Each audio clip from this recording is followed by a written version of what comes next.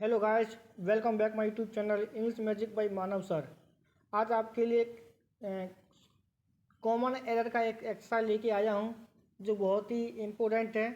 तो प्लीज़ आप लोग अगर वीडियो में नए आए हो तो प्लीज़ वीडियो को लाइक कीजिए, शेयर कीजिए, सब्सक्राइब कीजिए और आगे एक बार ट्राई कीजिए कि ताकि ये वीडियो आपकी समझ में आ सके। तो हमारा जो फर्स्ट पॉइंट है, whenever they passes through this city they never forget to come to our house no one.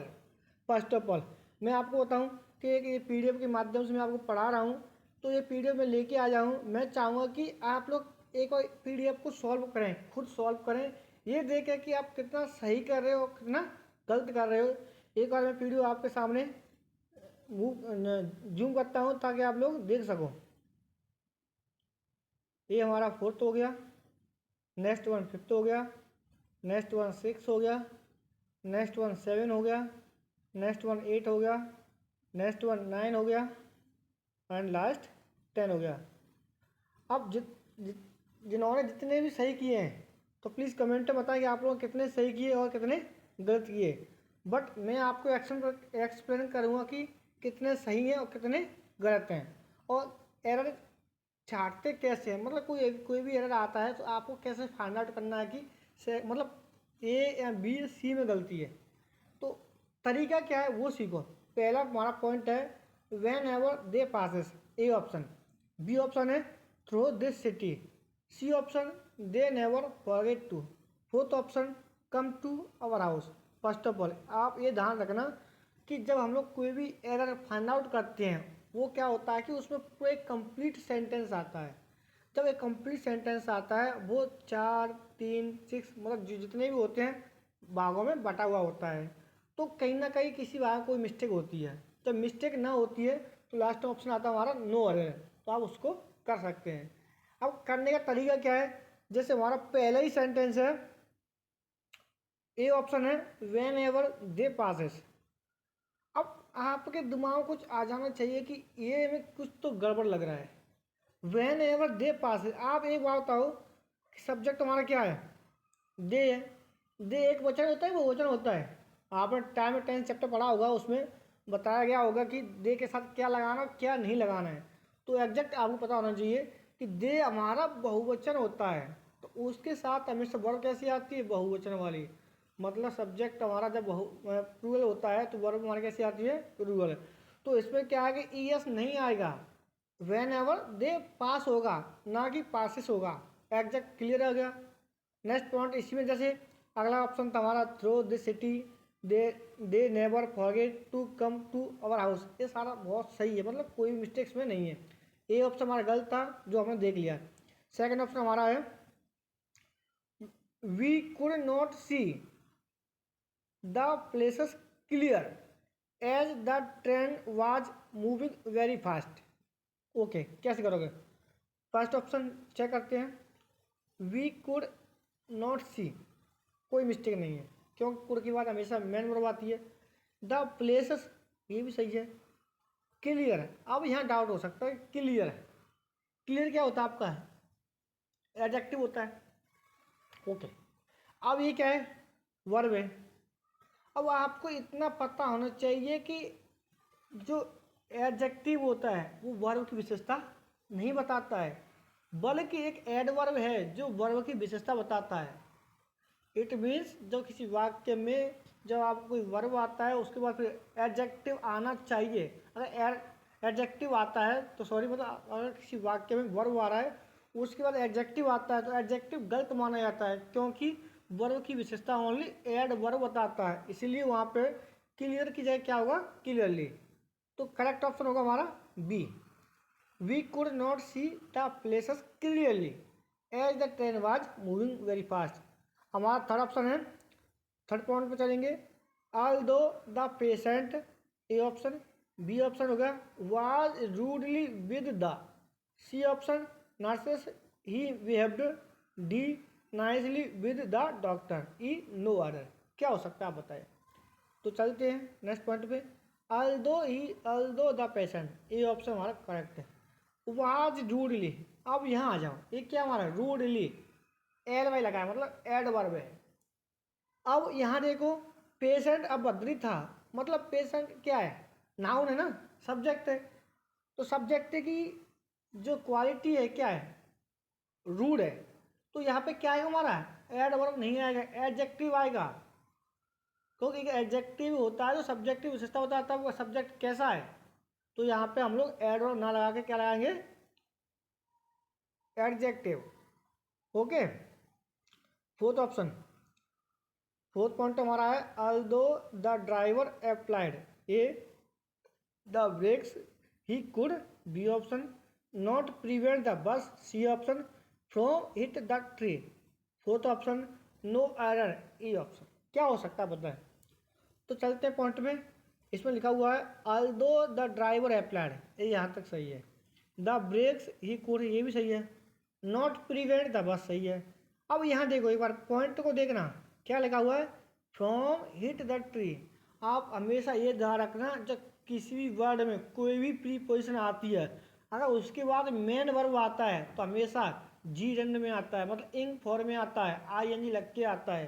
ये सिर्फ एक प्रीपोजिशन टू है, उसको छोड़ के बाकी जितने भी प्रीपोजिशन आती हैं और उसके बाद हमारी मेन वर्ब आती है तो हमेशा इंग फॉर्म में आती है, मतलब वर्ब की फोर्थ फॉर्म होती है, उसे वर्ब की जो फोर्थ फॉर्म होती है उसे वो इंग फॉर्म कहते हैं। ठीक है, तो फ्रॉम ईटिंग हो जाएगा, ना कि हिट होगा, हिट सॉरी। अब फिफ्थ तुम्हारा है Dilip's performance in the, A option, film was worst then, B option, Amit's but was not, C as bad as Vinod's, D no weather, E. अब आपके दिमाग में आ जाना चाहिए यार, देन आ रहा है, जब देन आ रहा है कहीं ना कहीं डिग्री हो सकता है, क्लियर है ना। डिग्री होता है, देन आता है तो कौन सा डिग्री होता है आपको, कौन सा डिग्री होता है, कंपैरेटिव डिग्री। डिग्री आपने पढ़ी है ना, पॉजिटिव, कंपैरेटिव, सुपरलेटिव। तो देन आता है वो कौन सी डिग्री होती है, कंपैरेटिव डिग्री। तो कंपैरेटिव डिग्री, अब यहाँ पे क्या लिखा हमारा, Dilip performance in the film was worst. Worst हमारा सुपरलेटिव डिग्री होता है, बल्कि हमें कौन सी डिग्री यूज करनी है, कंपैरेटिव। तो कंपैरेटिव में वर्स्ट का वर्स बनेगा, WORAC, WORAC। Dilip performance in the film was worse than Amish, तब जाके आपका ये करेक्ट होगा। तो हमारा बी ऑप्शन में एरर है। ओके, नेक्स्ट चलते हैं। The girls were playing outside the house whereas the boys were sitting inside the played cars, C the girls were playing, काम हो रहा है, कंटिन्यूस हो रहा है, गर्ल्स काम कर रही हैं भाई, खेल रही हैं, वहीं पर लड़के क्या कर रहे हैं, the boys were sitting inside the plate car, वो भी पत्ते खेल रहे हैं। अब जब काम दो एक साथ होते हैं, ये ध्यान रखना, जब काम दोनों एक साथ होते हैं तो दोनों एक ही टेंस में आ जाने चाहिए। ओके, यहाँ उन्होंने क्या किया, ये पास्ट कंटिन्यूस कर दिया, ये हमारा पास्ट इंडेफिनिट कर दिया। अगर यहाँ ये भी काम हो रहा है तो ये भी काम हो रहा है, दोनों में क्या आएगा, सेम कंडीशन आएगी। ये कंटिन्यूस में है तो ये भी कंटिन्यूस में हो रहेगा। तो यहाँ प्लेइंग आया तो यहाँ पे क्या आएगा, playing. Very good, next point. अगला, the policeman started firing the crowd when the striking students turn violent, no other. अब देखो ये ऑप्शन क्या बोल रहा है, द पुलिस स्टार्टेड, यहाँ कोई मिस्टेक होने है नहीं। अगला, फायरिंग द क्राउड, फायरिंग की उन्होंने भीड़ में, when the striking student turn violent. अब ये पॉइंट समझो, एक वर्ड आया फायरिंग, तो फायरिंग के एक अलग से रूल्स होता है। अब वो आपको बताए जहाँ कहीं भी फायरिंग की जाती है, फायरिंग कहाँ की जाती है, किसी आदमी पर फायरिंग की जाती है, किसी वस्तु पर फायरिंग की जाती है। ठीक है, जब ऐसी कंडीशन आती है, जब हम लोग कहीं भी फायरिंग करते हैं तो या तो कोई वस्तु होनी चाहिए या फिर हमारा को मतलब मानव होता है, कोई भी होता है। तो फायरिंग करने के लिए हम लोग फायरिंग के बाद एट या ऑन लगाते हैं। तो करेक्ट होगा हमारा, the police man started firing on the crowd या at the crowd. Okay, so आप लोग डाउट में मत रहना। नेक्स्ट है हमारा, he was about to telling the investigators the truth when his companion suddenly interrupted him. वह very very most important question exam आ सकता है पूछने के लिए। तो ही वॉज अबाउट, पॉइंट को पढ़ो, क्या लिखा है अबाउट टू टेलिंग। ये आपको ध्यान रहना चाहिए कि अबाउट टू के बाद हमेशा मेन वर्ब की फर्स्ट फॉर्म आती है, ना कि इंग फॉर्म आती है। तो अबाउट टू के बाद हम लोग क्या लगाएंगे टेल, ना कि टेलिंग। ओके, नेक्स्ट वन हमारा है Mohini washes all her clothes and cooks food for the family before she going to the office. अब इस पॉइंट को देखो भाई क्या बोल रहा है। मतलब ये क्या है कि मोहिनी क्या है कि डेली बेसिस पे मतलब कपड़ा धोती है, खाना भी बनाती है और फैमिली के लिए। जब वो ऑफिस जाती है उससे पहले क्या करती है तो काम करती है। वो ये क्या है कि काम डेली बेसिस पे कर रही है, मतलब काम प्रेजेंट टाइम हो रहा है। जब कोई काम प्रेजेंट टाइम होता है तो हम लोग उसे फ्यूचर में लेके नहीं जाएंगे।